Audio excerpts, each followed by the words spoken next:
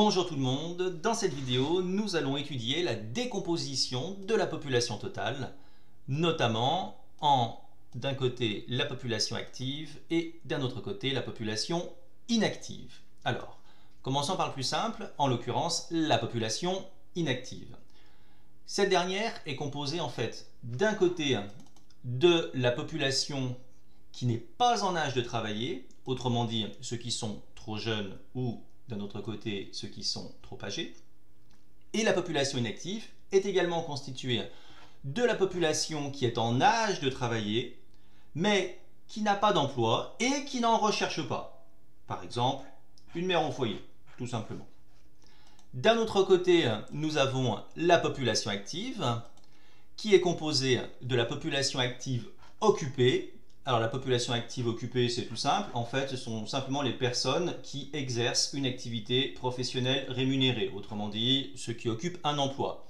Sachant que ces personnes peuvent être soit non salariées, autrement dit, elles sont à leur compte, elles sont indépendantes, elles travaillent pour elles-mêmes.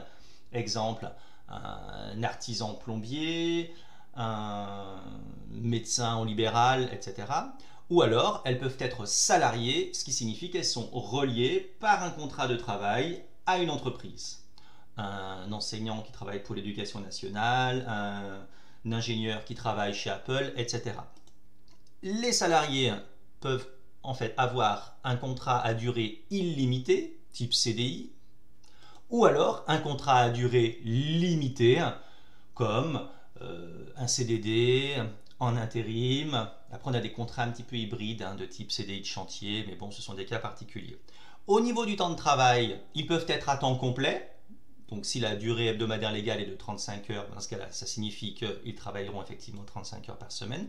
Ou alors, ils peuvent être à temps partiel. Sachant que dans le temps partiel, on va distinguer d'un côté le temps partiel choisi, le temps partiel volontaire. C'est par exemple une personne qui désire travailler à 80%, 4 jours sur 5, ce qui lui permet de libérer une journée pour, par exemple, pouvoir s'occuper de tâches domestiques, de ses enfants ou autres.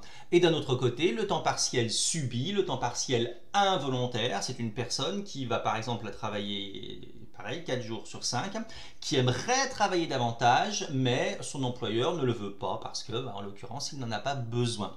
Le temps partiel subi fait partie de ce que l'on appelle le sous-emploi, sachant que dans le sous-emploi, on inclut également le chômage technique, qui correspond en fait aux individus qui ne peuvent pas travailler ou qui vont travailler moins que la durée habituelle parce qu'il y a par exemple un problème, je ne sais pas moi, avec l'outil de production, il y a eu un incendie dans l'entreprise, ou alors il y a un problème de pandémie comme en 2020 avec la Covid. Les contrats à durée limitée de type CDD, intérim et autres, ainsi que le temps partiel, qu'il soit choisi ou qu'il soit subi, correspondent à ce que l'on appelle des formes particulières d'emploi.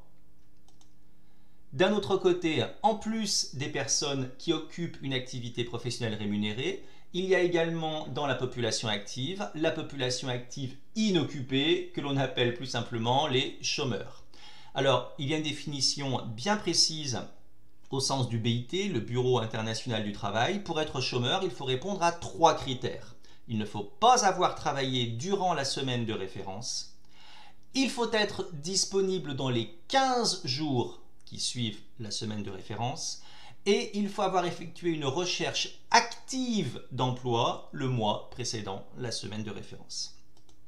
À noter que plusieurs indicateurs sont utilisés. Le taux d'activité, par exemple, qui est le rapport entre le nombre d'actifs et la population en âge de travailler.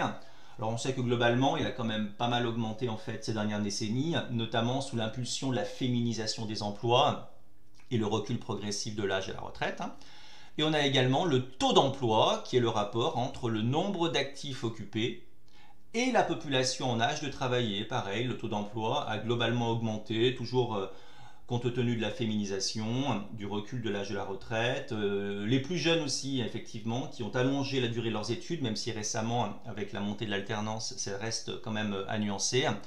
On remarque que le taux d'emploi en France est quand même globalement inférieur en fait, au taux d'emploi dans les autres puissances économiques industrialisées.